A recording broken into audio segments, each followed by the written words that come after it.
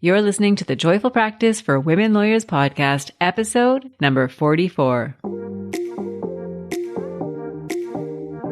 Welcome to the Joyful Practice for Women Lawyers podcast. I'm your host, Paula Price, lawyer turned certified executive coach. This podcast was created to empower women lawyers just like you to create a life and practice you love.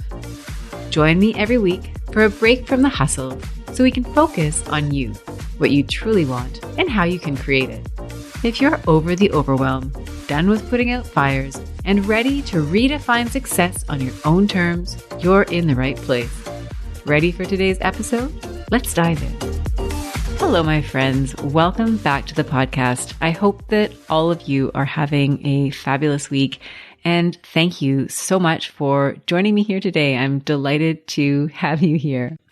Today is a little bit unusual for me. I'm recording this podcast episode on a Sunday afternoon, which is not my normal podcast recording window, but my family and I are actually taking a vacation. We're going to Mexico and our flight leaves tomorrow morning. And I don't know about any of you, but we have basically not left the province since the pandemic started, which interestingly was exactly 2 years ago today. It's March 13th on the day that I'm recording, 2022, which is a full circle 2 years from the date where we first heard the announcements that things were shutting down. I remember at the time, it was actually a Friday the 13th, and our kids had just been let out for spring break. And the announcement was made that they would probably have an extra 2 weeks of spring break. And at the time I thought, what are we going to do? Like 2 weeks is a long time to be on break. And sure enough, that 2 weeks became a 2-year pandemic, and things where I live are looking like they're starting to open up again. So it's kind of neat to be at this stage where we're starting to feel like we're returning to normal, touch wood. Not sure what the new normal really is. There's lots going on, but really appreciating when I look back over what we've all been through over the past 2 years, what we've all experienced, the challenges that we've overcome, the ways that we've come together, the ways that we've managed to connect. I think it's really incredible. And I'm more than excited to be going away tomorrow with my family. We're going to a place we went to before. I actually talked about it a little bit in my podcast episode about confidence that I released the other week. I mentioned a karaoke scene, and we're going back there. So maybe we'll be doing some karaoke. I don't know. I don't know if that's still the setup, but there's something quite magical about the possibility of just going away and changing your scenery for a little bit. And a side benefit of planning a vacation, which I haven't really experienced in a long time because I haven't gone on a true vacation. I've always brought my laptop with me wherever I've gone, and I don't plan to do that this time. I can tell you, I have been so efficient in packing up to get ready. And by packing up, I mean packing up work, getting all the things, all the scraggly loose ends like my taxes and updating my credit card information on all the different subscriptions that I'm a part of and emails, all the things. So if you need to find some motivation to get things done more efficiently, schedule a vacation. It's a wonderful way to do that. But today we're not talking so much about vacations, although I'm sure it's a fun topic and I would love to talk more about vacations, but we're talking about delegating. And the reason that we're talking about this is because it's come up a lot in conversation recently. And I think it's one of those topics that we could definitely explore a little bit further. And to give you an idea of how it's been coming up, there's a few places. It's come up in discussions with clients who have questions about delegating, who may have reservations about delegating. I'm going to get into some of the reasons why I find that the lawyers that I work with aren't delegating, and I'm going to provide some ideas in respect of each of those. But the other place where I saw it show up was in a compensation study that was conducted by the Canadian Bar Association's Women Lawyers Forum. And it was a study that really looked at the compensation for women in law firms, and I haven't read the study in full yet. That's something that I plan to do. But in the summary, they talk about some of the criteria that are used to evaluate compensation. And one of those criteria right up there with, the work that you do is actually the work that you delegate. And so if there are not enough reasons already to think about why delegation is important. That piece, I think, is quite interesting, right? That it's something that is going to be evaluated in terms of how you are compensated through your work. So without further ado, I'm going to jump into the episode. I'm going to talk about what it is that seems to be holding you back, or that may be holding you back when it comes to delegation. I'm going to talk about 4 of those, and then I'm going to offer solutions in respect of them. So let's jump in. Delegation is one of those things that comes up a lot in conversations that I have with lawyers. And what often happens, or the way it comes up, is the lawyers that I'm working with are finding that they are very busy. They're really stretched. They have a lot on their plates. And they want to find ways to delegate more of their work, but they're not really sure how to go about that. And one of the main reasons that lawyers that I have worked with are not delegating is the drama, right? It is the feelings associated with delegating the work. You may feel like it's your job to do certain things. You may feel really guilty or uncomfortable about asking other people to do things for you. And some examples that come up are the experience maybe of having an assignment that comes in from a client late in the week, maybe on a Thursday or a Friday, and you know that asking somebody else to help you with that means that they're going to need to set aside a part of their weekend, maybe their whole weekend, to help you with that. And that might feel really uncomfortable for you. It may be that you have somebody that you want to delegate to, but you feel like there's something about the dynamic of that relationship that just doesn't seem right. Maybe you see them as being on equal footing to you and that it's not your place to be asking them to help you. Or maybe there's some other reason that is preventing you from seeking out the help that you need. So the first thing that we're going to talk about is talking about that drama, about the emotional challenges that we might have when it comes to delegation. So another reason that clients or lawyers or you may not be delegating is that it's just not on your radar. So what you might find is that in your practice, and this really depends on what stage you're at, but if you're really just starting out, your first objective is likely just figuring out how to do things. You're taking on work from all different directions. Your learning curve is very steep. You're learning how to do all sorts of different things. And so you're not being all that discerning most of the time in terms of what's coming in. You're really just learning and trying to keep up and make relationships with the lawyers in your firm, with your clients. And what can happen is that you then reach a point where you've now accumulated so many clients and you've attracted so much work that you need to start pushing work down. So that might be one area where the delegation piece comes in.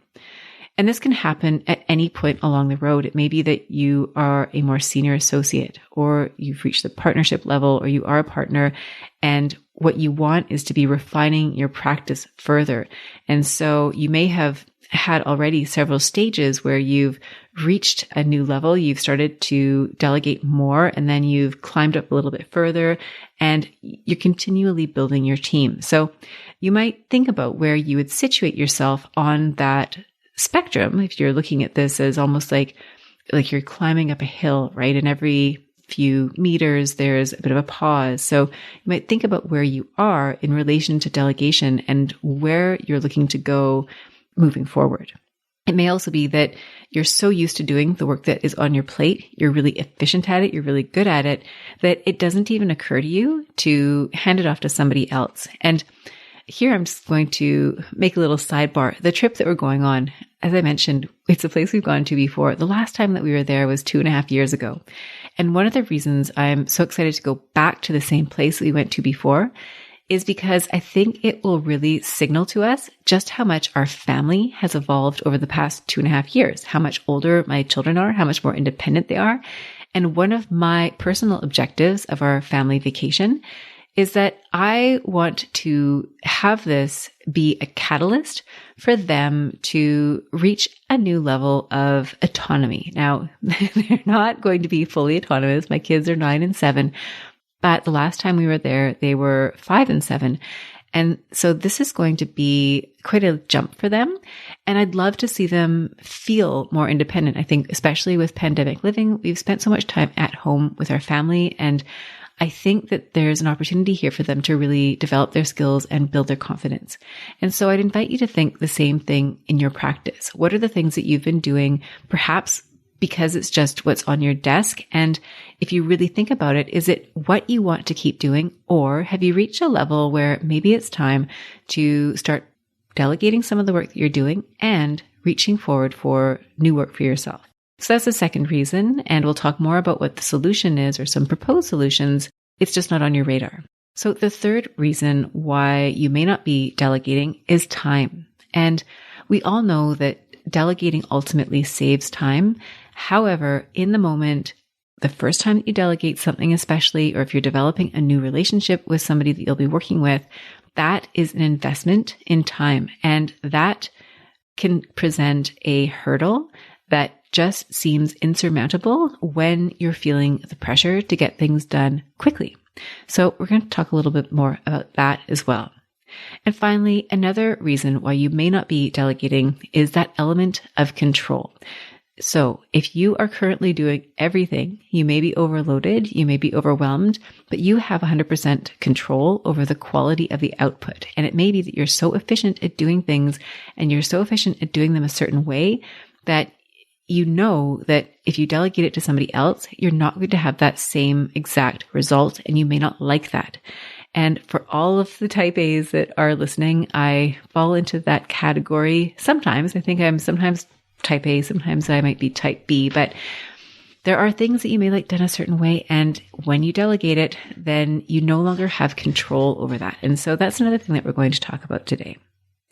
Now, the reason why it's important to talk about delegation is that what you may have been doing to try to deal with this may not have been working all that well. So in some cases, you may find that you simply just don't try to delegate. So you try to do it all.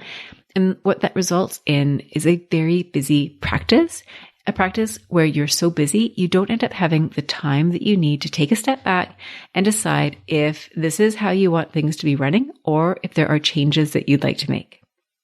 Another thing that might happen is that you try delegating. Maybe you have a project, you give it to somebody, and the product that comes back is not usable. You end up working even harder to correct the work and then figure out what you're going to do with the time that they may have recorded on that file. So it could be that you've had negative experiences and you just don't want to go back to that. But if we never really take on that delegation, ultimately it doesn't create what you want. It may, on many levels, impair your practice. So first of all, it may mean that you're taking on really more work than is sustainable. You might find that you're feeling overwhelmed. You may find that you start to feel burnt out. You may feel scattered. You may start feeling resentful about work that you used to love, and now you feel like there's just too much of it. And why does it always have to be you?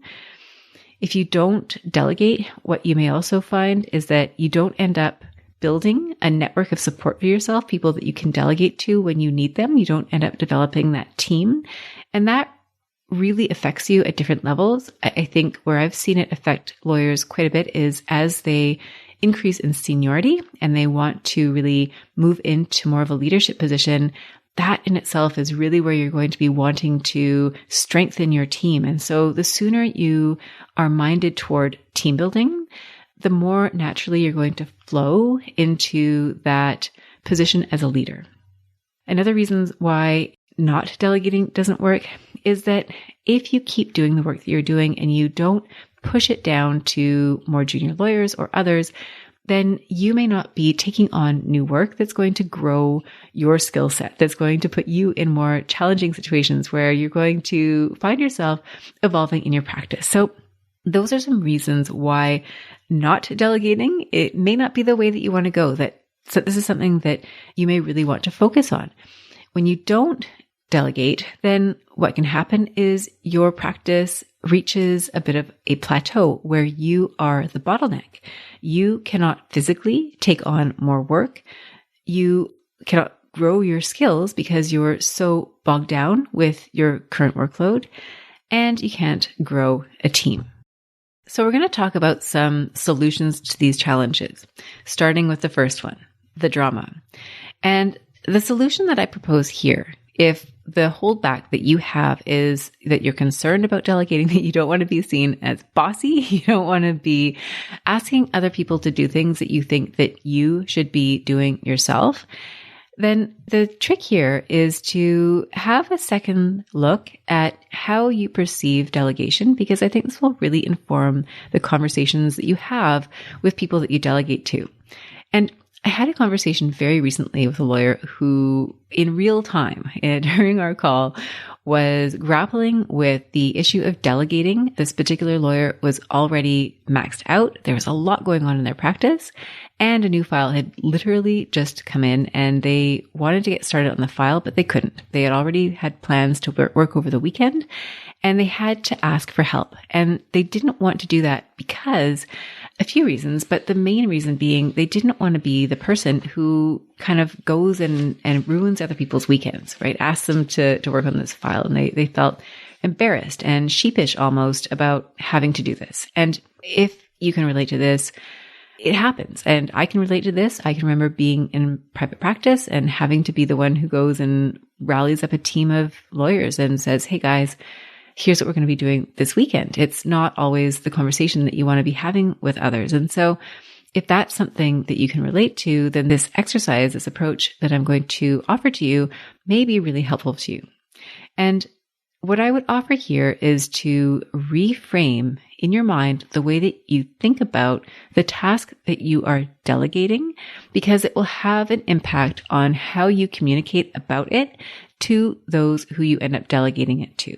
So imagine here, I suppose, that we're looking at a situation where you're asking a team of junior lawyers to work on a mandate over the weekend. Maybe that's an example that you can relate to. If it's not, I'd invite you to think about what it would look like in your practice. So what are some of the reasons that delegating to them might actually be a good thing?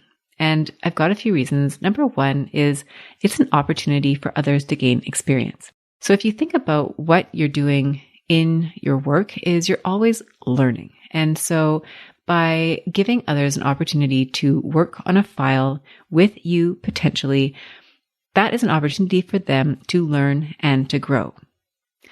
Another reason why it may be a great thing is that people like to help.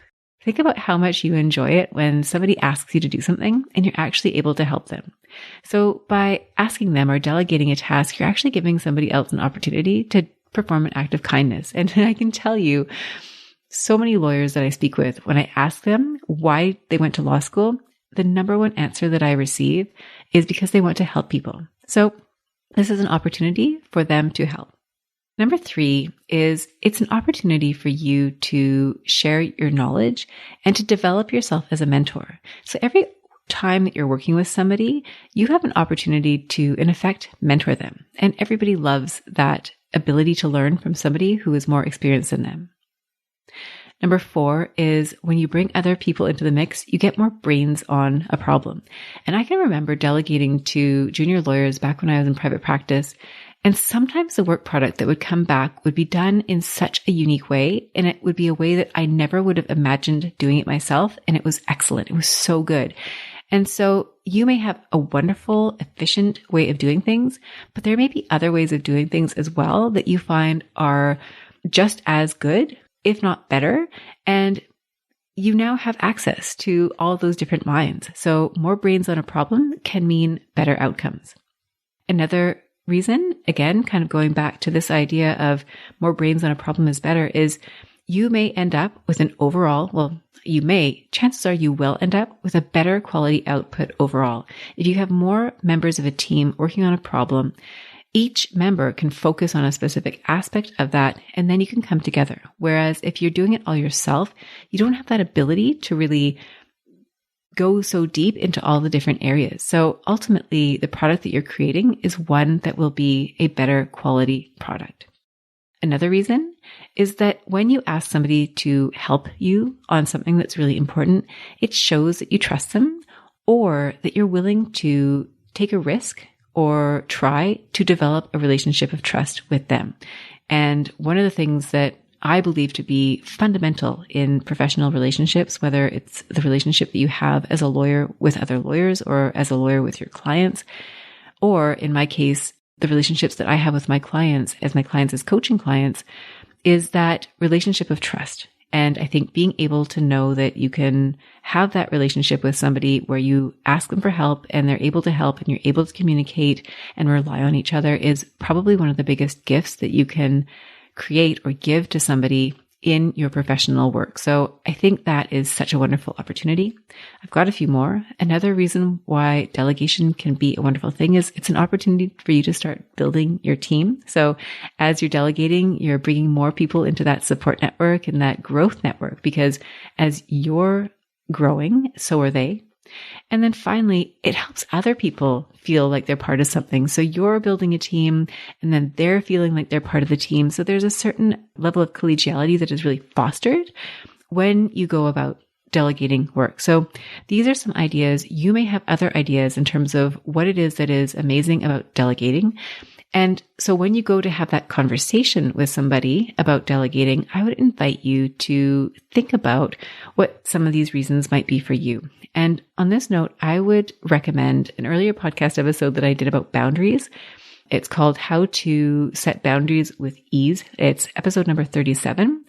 And I also have an episode about having difficult conversations, which is episode number 15.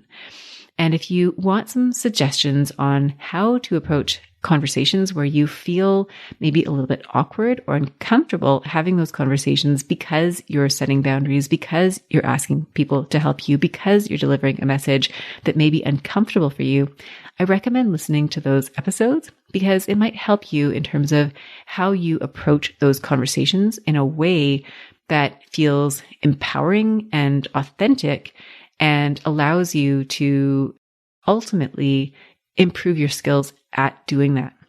Now, before we move on to the next section, I wanted to give you an example of a complete reframe on delegation that comes out of a movie that my family discovered during the pandemic. It's called Don't Tell Mom the Babysitter's Dead. And it's kind of a ridiculous movie. My kids, for some reason, loved it.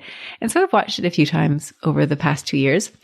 And part of the story is Christina Applegate plays like this older sister who ends up getting a job downtown. I think they're in Chicago at this fancy firm where she's doing fashion and she's working with this wonderful boss. And if you ever watch it, the boss is like, I just think she's amazing the way they portray her. And Christina Applegate's character gets this job through not the most honest way. And, she doesn't really know what she's doing. And so she starts asking this other person who's working at the same firm as her to take on some of her work. And anyways, there are these two individuals at the office. I think one is a young David Duchovny. And so they're trying to get Christina Applegate's character into trouble.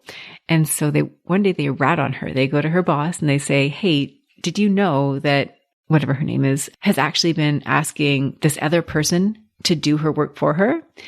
And there's this moment where you think, oh no, she's going to get into trouble because she's been sending her work off to somebody else and she was supposed to do it herself. But then the boss in the movie turns to Christina Applegate's character with this huge smile on her face. And she says, wow, you are so brilliant. Look at you. I was wondering how you were going to get all that work done. And look at you delegating. That is such a great use of her time. So when you see it that way, it really does invite a different reframing of what delegation means. Is it you shirking your responsibilities, or is it you being efficient with your time and giving others the opportunity to learn? So that's just a little anecdote. It's a really silly movie, but there's some scenes in there that I think are actually really sweet. So now we're on to hurdle number 2. And that is that delegating just isn't on your radar. And so this is the example where you have just kind of been going along. You're busy. You don't really have time to think about where you're going. You don't really have time to think about delegating. And so if this is something that you can relate to, what I would invite you to do is to take a step back. I'd give yourself an hour or some period of time to think. And I would think about where you want to be in 5 years. And if 5 years isn't the number that works for you, maybe it's 2 years or 1 year. But where do you want to be? Like, who do you want to be working with? And what kind of work do you want to be doing? And the reason that I'm inviting you to think in terms of the future is because that will then serve as a framework for how you make decisions today. So when you think about where you want to be, what kind of work you want to be doing, then look at what you're doing currently and who you're working with currently. What work do you want to keep doing? And what work do you want to start delegating to others? Think about who it is on your team. Are there others whose support that you want? And I think this works in both ways. It applies looking forward. Who is it that you would like to have as a mentor, as somebody that you learn from, somebody who might be able to help you move up the ladder, up the learning curve? And who is it that you want to have on your team? Maybe you're at that stage where you're already quite senior in your organization and you've got junior lawyers that you're wanting to bring up with you.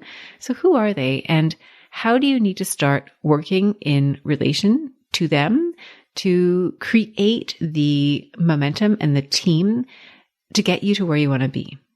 And also, not only thinking about who you need to be bringing with you, but maybe there are individuals that you may need to let go of. And this will look so different depending on the organization that you're in. If you're in an organization where you have sort of a set team, there are others like an HR department that decides who gets hired and who no longer remains with an organization. That's quite different from if you are somebody who has your own firm, or if you're in a much smaller firm, or you have more say in terms of who you bring on as your own support. So that will look so different for everybody. But in either case, it may be that there are individuals who aren't necessarily going to help you, that you don't really have the best working relationship with.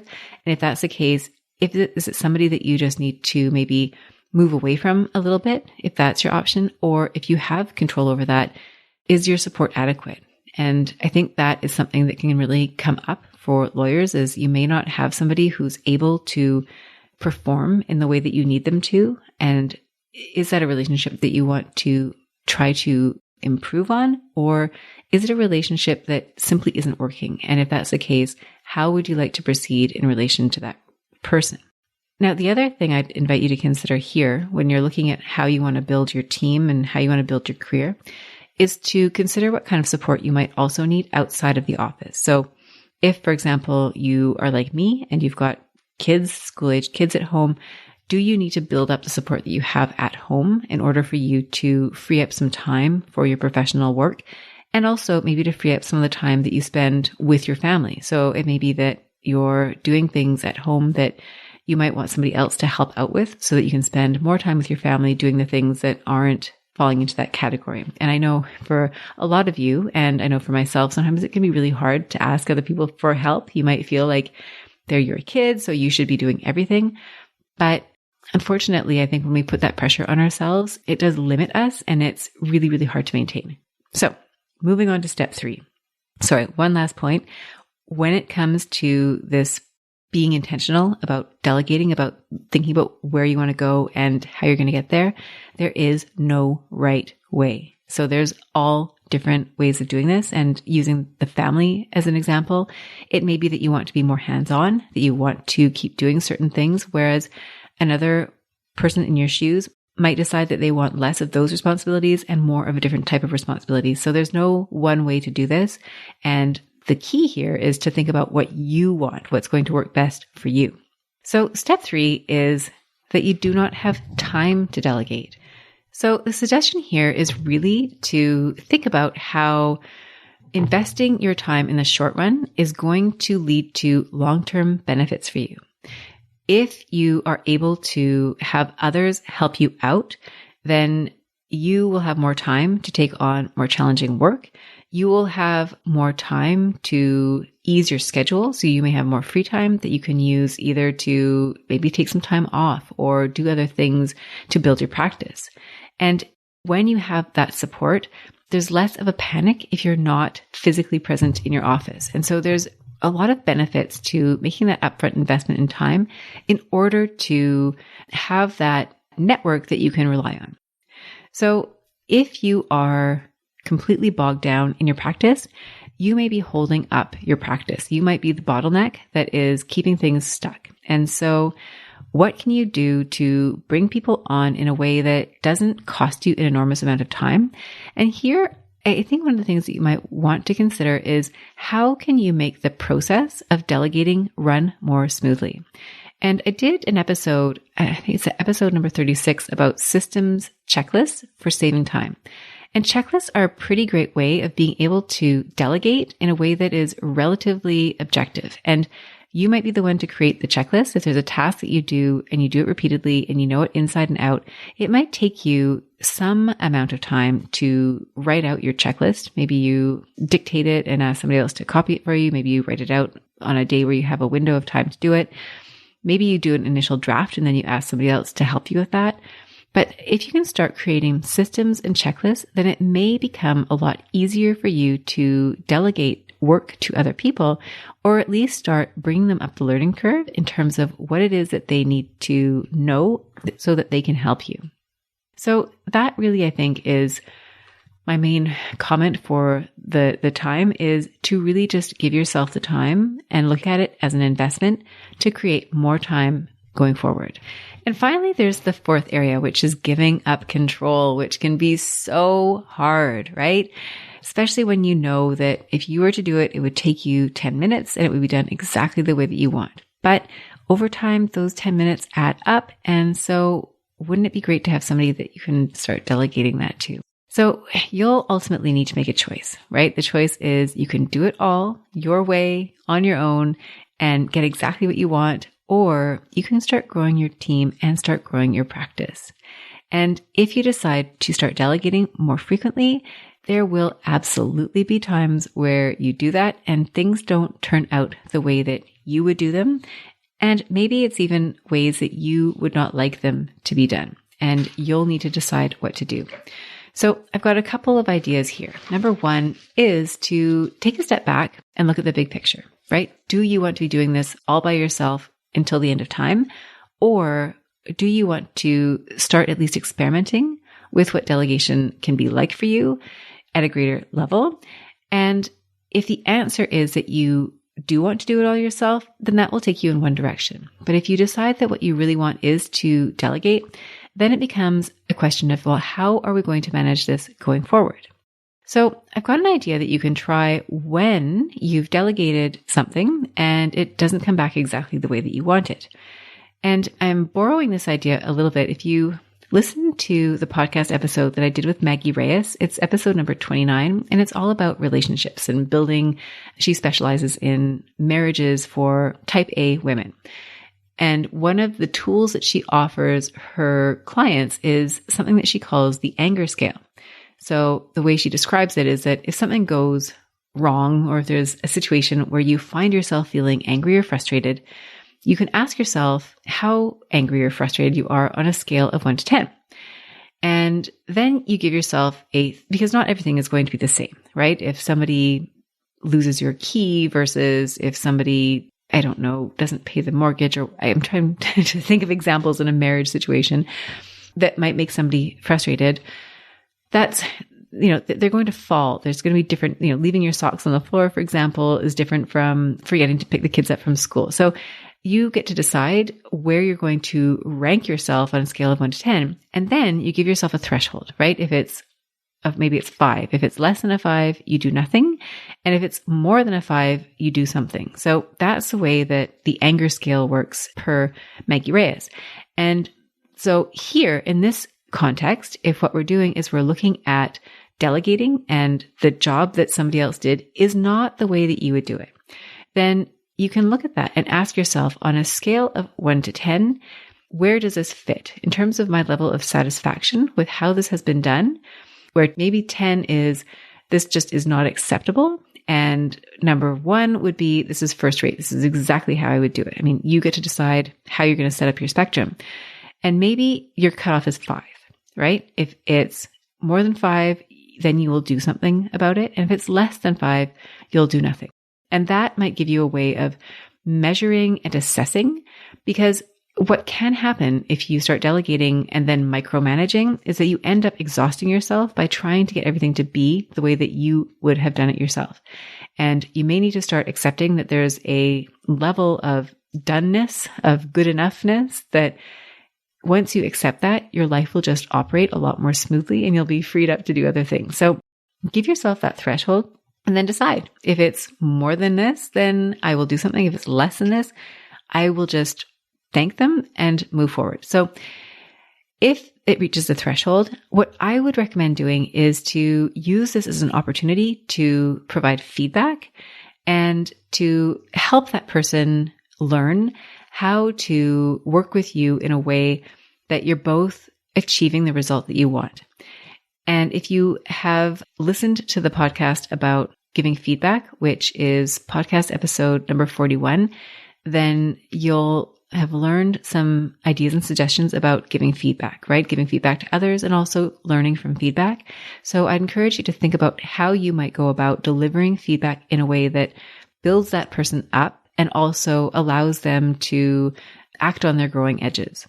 If you haven't listened to that episode, then I encourage you to do that again, because what you want to do here is learn how to manage effectively that relationship, manage that person, manage the work so that you are better able to delegate to that person, better able to rely on them to do things in a way that is going to work for you. So those are some suggestions that I would offer in terms of what to do if you delegate and the work that comes back to you isn't what you had hoped for. And as you do this, as you develop your skills in giving feedback to others, as you become more of a leader, I would invite you to think about how it is that you want to show up in that role, as leader. And there's an expression that comes to mind. It is that people will rarely remember the words that you say, but they will remember how you made them feel. And so when it comes to working with others, when it comes to delegating, I invite you to think about how it is that you want those people to feel when they work with you and use that as your starting point for how you're going to approach conversations with them. So those are the suggestions that I have for you. So just to recap, number one is to deal with the drama of delegating is simply to reframe the way that you look at delegating so that you don't see yourself as, punishing somebody. You don't see yourself as imposing on them. You don't feel guilty. You don't have that same reluctance to delegate because you're looking at delegation in how it is of service, not only to yourself, but also to the person that you are delegating to. And of course, the recipient of the benefit of your work. So I imagine that would be your client. It might be another lawyer in your firm, whoever it is that's going to benefit from your work. This is all for the greater good, and asking for help isn't something that you need to shy away from. Step number 2 that we discussed is to put delegation on your radar. So if it's just something that you haven't really been conscious of, let's just bring that into focus and think about where you're going, where you want to go, and how delegating to others can support you in getting there. Number 3 is that challenge of not having time. And there it's really all about thinking about, okay, how is it going to save me time in the long run to start delegating more frequently in my practice? And what can I do? And who can I get involved in order to streamline the delegation process so that it takes less time to do it and so that the results that are coming back are more consistent? And then finally, the last challenge is giving up control. And so I've offered, a couple of ideas that you can use to allow for the fact that the work that comes back may not be the way that you would have done it, and that's okay. And if there are performance issues that you really need to address, that you can think about how you want to deliver that feedback. And I've offered some tools on how to do that in another episode. So when you start doing this more frequently, delegating will just start to feel more natural. As you do it more often, you will be able to grow and build a team. You will be able to pull yourself up the learning curve, not only as a leader, but as you start delegating work to others, you'll be able to take on other work yourself. And what you'll find is that it's like the whole ship. The whole team is moving up together. You're all learning together. You'll start to feel more confident. You'll start to see yourself as a leader, and those who you're working with will also start to see you more as a leader as well. And what you'll also find is that the work is getting done faster and potentially better than if you were to take this on all by yourself. To do this, you'll need a few skills. Number one, you'll need to have patience with yourself and with others, especially if it's something that is new for you. Then it may feel really awkward at the beginning. You may not be very good at delegating. It might take you a while to find your stride. I know I've worked with lawyers, bless them, where some of the delegating has not been the clearest. And sometimes that's how it is, right? Lawyers end up getting really busy and they have a file that comes in from a client. There's all these explosive pieces and they're just trying to get people to help them. And so they might explain things in a haphazard way. It may not be clear at that stage what the issues are. I mean, it can look any number of ways. And the point here is not to judge yourself, not to give up, not to say, well, clearly I shouldn't be delegating. The exercise here is to have patience and to start really thinking about how you're improving, time after time. How are you improving as a delegator, as a leader? Another skill that you'll need is to manage expectations. So you'll need to manage your own expectations. It may happen that you delegate to somebody and the work product that comes up or the way that they approach a situation is totally different from how you would do it. And I've had conversations with lawyers about this where they may feel frustrated because the way that they would approach a problem is quite different from the way that somebody else would approach a problem. And so that may be a question of managing your expectations and also of managing their expectations. It may also be that you will need to learn how to provide feedback in a way that helps others grow. And that might be really uncomfortable for you. If you're not used to providing feedback, then this may be a new role for you, and developing that skill will ultimately help you get better at that. And the wonderful thing about being able to deliver that feedback is that it helps you form your relationship with that person. And I think it also helps you develop that relationship that you have with those that you are reporting to. Now you understand when somebody does something and it's not quite what you'd asked for, you know what that feels like. And so when you're reporting to somebody else, whether it's a client, whether it's another lawyer, you now have another frame of reference in terms of how they might be feeling.